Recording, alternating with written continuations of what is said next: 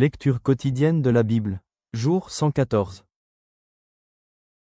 Ancien Testament. Joshua 5/13-15, Joshua 6, Joshua 7. Comme Josué était près de Jéricho, il leva les yeux, et regarda. Voici, un homme se tenait debout devant lui, son épée nue dans la main. Il alla vers lui, et lui dit, « Es-tu des nôtres ou de nos ennemis ?» Il répondit, « Non, mais je suis le chef de l'armée de l'Éternel, j'arrive maintenant. » Josué tomba le visage contre terre, se prosterna, et lui dit, « Qu'est-ce que mon Seigneur dit à son serviteur ?» Et le chef de l'armée de l'Éternel dit à Josué, « Ôtez tes souliers de tes pieds, car le lieu sur lequel tu te tiens est saint. » Et Josué fit ainsi. Jéricho était fermé et barricadé devant les enfants d'Israël. Personne ne sortait, et personne n'entrait. L'Éternel dit à Josué, « Vois, je livre entre tes mains Jéricho et son roi, ses vaillants soldats. Faites le tour de la ville, vous tous les hommes de guerre, faites une fois le tour de la ville. Tu feras ainsi pendant 6 jours. 7 sacrificateurs porteront devant l'arche 7 trompettes retentissantes. Le 7e jour, vous ferez 7 fois le tour de la ville, et les sacrificateurs sonneront des trompettes. Quand ils sonneront de la corne retentissante, quand vous entendrez le son de la trompette, tout le peuple poussera de grands cris. Alors la muraille de la ville s'écroulera, et le peuple montera, chacun devant soi. » Josué, fils de Nun, appela les sacrificateurs, et leur dit, « Portez l'arche de l'Alliance, et que 7 sacrificateurs portent 7 trompettes retentissantes devant l'arche de l'Éternel. » Et il dit au peuple, « Marchez, faites le tour de la ville, et que les hommes armés passent devant l'arche de l'Éternel. » Lorsque Josué eut parlé au peuple, les 7 sacrificateurs qui portaient devant l'Éternel les 7 trompettes retentissantes se mirent en marche et sonnèrent des trompettes. L'arche de l'Alliance de l'Éternel allait derrière eux. Les hommes armés marchaient devant les sacrificateurs qui sonnaient des trompettes, et l'arrière-garde suivait l'arche. Pendant la marche, on sonnait des trompettes. Josué avait donné cet ordre au peuple. « Vous ne crierez point, vous ne ferez point entendre votre voix, et il ne sortira pas un mot de votre bouche jusqu'au jour où je vous dirai, poussez des cris. Alors vous pousserez des cris. » L'arche de l'Éternel fit le tour de la ville, elle fit une fois le tour, puis on rentra dans le camp, et l'on y passa la nuit. Josué se leva de bon matin, et les sacrificateurs portèrent l'arche de l'Éternel. Les 7 sacrificateurs qui portaient les 7 trompettes retentissantes devant l'arche de l'Éternel se mirent en marche et sonnèrent des trompettes. Les hommes armés marchaient devant eux, et l'arrière-garde suivait l'arche de l'Éternel. Pendant la marche, on sonnait des trompettes. Ils firent une fois le tour de la ville, le second jour, puis ils retournèrent dans le camp. Ils firent de même pendant 6 jours. Le 7e jour, ils se levèrent de bon matin, dès l'aurore, et ils firent de la même manière 7 fois le tour de la ville. Ce fut le seul jour où ils firent 7 fois le tour de la ville. À la 7e fois, comme les sacrificateurs sonnaient des trompettes, Josué dit au peuple, « Poussez des cris, car l'Éternel vous a livré la ville. La ville sera dévouée à l'Éternel par interdit, elle et tout ce qui s'y trouve. Mais on laissera la vie à Rahabé la prostituée et à tous ceux qui seront avec elle dans la maison, parce qu'elle a caché les messagers que nous avions envoyés. Gardez-vous seulement de ce qui sera dévoué par interdit, car si vous preniez de ce que vous aurez dévoué par interdit, vous mettriez le camp d'Israël en interdit et vous y jetteriez le trouble.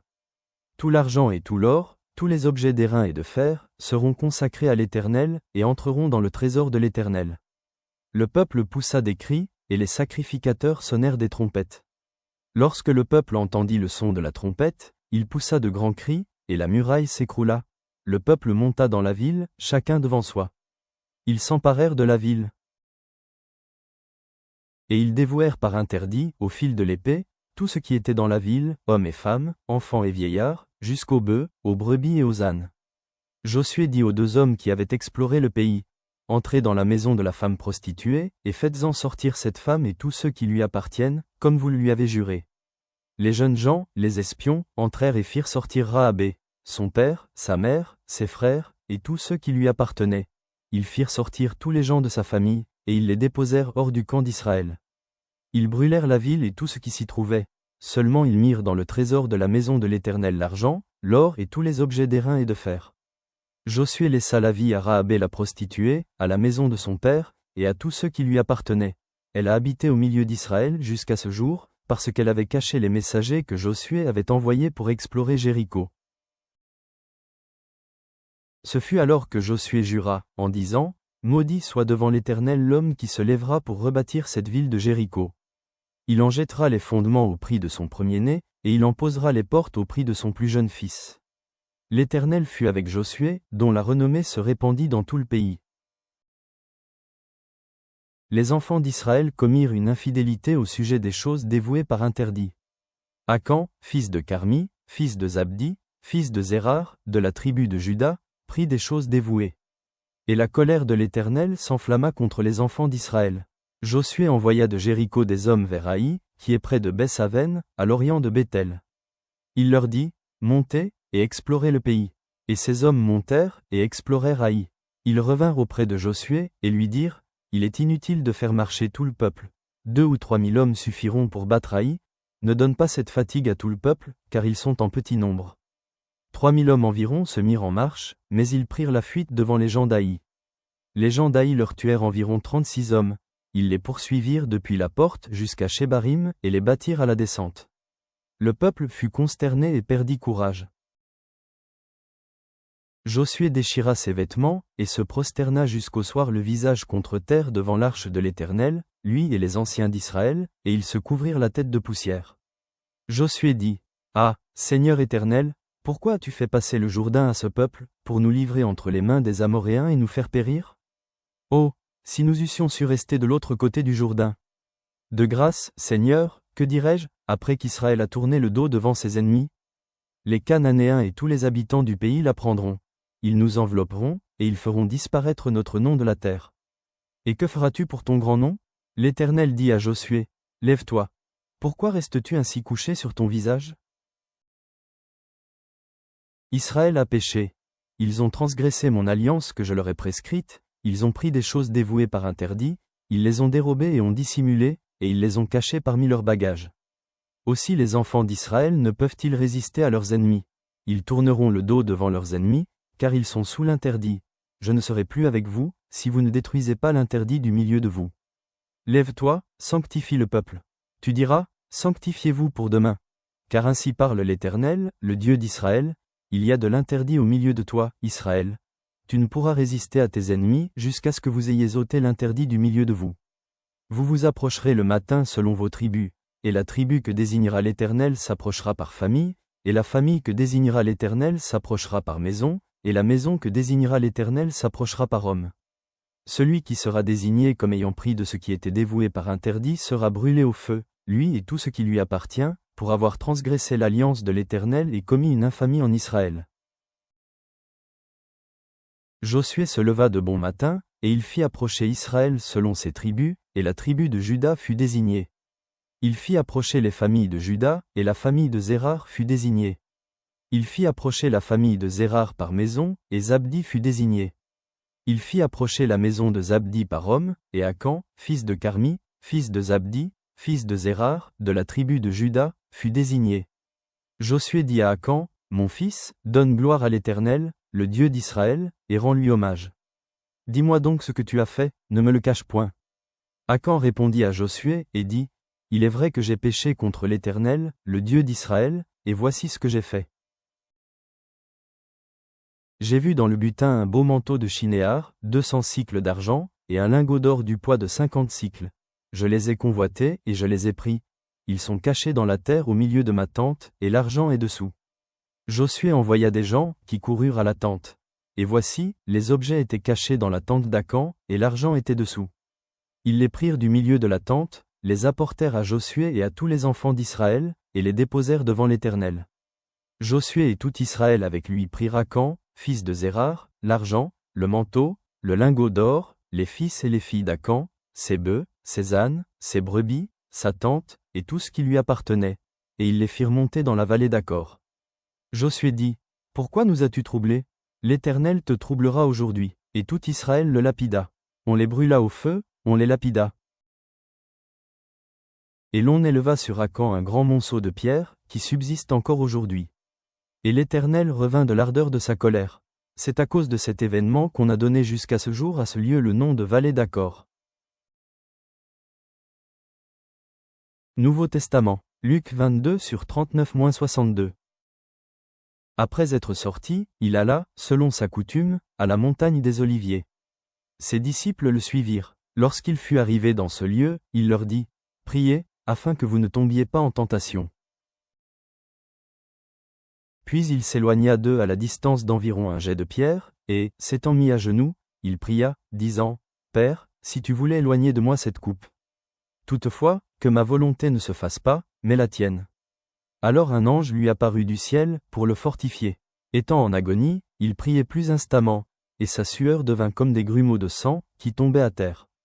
Après avoir prié, il se leva, et vint vers les disciples, qu'il trouva endormis de tristesse. Et il leur dit, « Pourquoi dormez-vous? Levez-vous et priez, afin que vous ne tombiez pas en tentation. » Comme il parlait encore, voici, une foule arriva. Et celui qui s'appelait Judas, l'un des 12, marchait devant elle. Il s'approcha de Jésus, pour le baiser.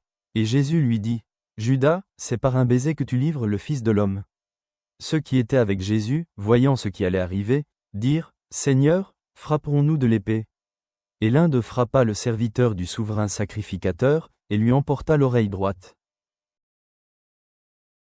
Mais Jésus, prenant la parole, dit, « Laissez, arrêtez. » Et, ayant touché l'oreille de cet homme, il le guérit. Jésus dit ensuite aux principaux sacrificateurs, aux chefs des gardes du temple, et aux anciens, qui étaient venus contre lui, « Vous êtes venus, comme après un brigand, avec des épées et des bâtons. J'étais tous les jours avec vous dans le temple, et vous n'avez pas mis la main sur moi. Mais c'est ici votre heure, et la puissance des ténèbres. » Après avoir saisi Jésus, ils l'emmenèrent, et le conduisirent dans la maison du souverain sacrificateur. Pierre suivait de loin. Ils allumèrent du feu au milieu de la cour, et ils s'assirent. Pierre s'assit parmi eux. Une servante, qui le vit assis devant le feu, fixa sur lui les regards, et dit, « Cet homme était aussi avec lui. » Mais il le nia disant, « Femme, je ne le connais pas. » Peu après, un autre, l'ayant vu, dit, « Tu es aussi de ces gens-là. » Et Pierre dit, « Homme, je n'en suis pas. » Environ 1 heure plus tard, un autre insistait, disant, « Certainement cet homme était aussi avec lui, car il est galiléen. » Pierre répondit, « Homme, je ne sais ce que tu dis. » Au même instant, comme il parlait encore, le coq chanta. Le Seigneur, s'étant retourné, regarda Pierre. Et Pierre se souvint de la parole que le Seigneur lui avait dite, « Avant que le coq chante aujourd'hui, tu me renieras 3 fois. » Et étant sorti, il pleura amèrement. Psaume 50 sur 16-23. Et Dieu dit aux méchants, « Quoi donc? Tu énumères mes lois, et tu as mon alliance à la bouche, toi qui es les avis, et qui jettes mes paroles derrière toi. Si tu vois un voleur, tu te plais avec lui, et ta part est avec les adultères. Tu livres ta bouche au mal, et ta langue est un tissu de tromperie. Tu t'assieds, et tu parles contre ton frère, tu diffames le fils de ta mère. Voilà ce que tu as fait, et je me suis tu. Tu t'es imaginé que je te ressemblais, mais je vais te reprendre, et tout mettre sous tes yeux. Prenez-y donc garde, vous qui oubliez Dieu, de peur que je ne déchire, sans que personne délivre. Celui qui offre pour sacrifice des actions de grâce me glorifie, et à celui qui veille sur sa voie je ferai voir le salut de Dieu. Père céleste, nous nous présentons devant toi aujourd'hui, méditant sur l'appel à l'obéissance et à la révérence manifestée dans la rencontre de Josué avec le chef de l'armée de l'Éternel. De même qu'Israël fut rappelé à suivre tes commandements, puissions-nous aussi chercher ta guidance dans nos décisions quotidiennes, abandonnant notre volonté à ton dessein divin. Face aux épreuves, comme nous le voyons dans l'évangile de Luc, accorde-nous la force de demeurer fidèles et repentants, reconnaissant notre besoin de ta miséricorde. Que nos cœurs soient purs, comme le psaume 50 nous y encourage, nous détournant de l'hypocrisie et embrassant une vie qui te glorifie. Aide-nous à vivre chaque jour selon ton saint dessein. Amen.